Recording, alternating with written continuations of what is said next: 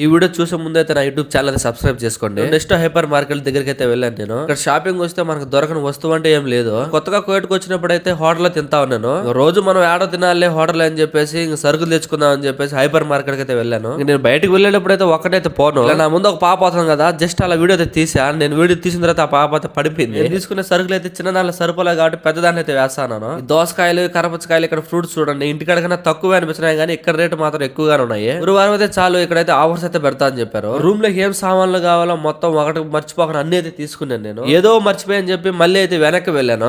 Room లో ఖాళీగా ఉంటది కదా, ఇంకా తినేదానికి ఏమైనా తీసుకుందా అని చెప్పి పోతే ఆ చిప్స్ ప్యాకెట్ అయితే ఉన్నాయి. పెద్ద కవర్ చిప్స్ ప్యాకెట్ తీసుకొని కౌంటర్ దగ్గరికి అయితే వెళ్తా ఉన్నాను. ఇష్టలో అన్నిటికన్నా నాకు చాలా తక్కువ ధరకు వచ్చింది మాత్రం ఈ బీర్లు అంటే మళ్ళీ ఇంటికాడ ఉండే బీర్లు కాదు, ఇవి జస్ట్ డ్రింక్స్ టైప్ అంతే. అక్క మన సరుకులన్నీ జమ చేసి 5 దినాలు లెక్కేందును నీ లెక్క ఇచ్చేసి నువ్వు కదిలి ఎట్టించండి. సర్లేక్క మా సామాన్లు నాకు సంచులు వేసేసి మేము ఎట్టించి వెళ్ళిపోతాం అని చెప్పాం. ఏ మాత్రం లేట్ చేయకుండా రూమ్ కి అయితే వెళ్ళిపోయాం.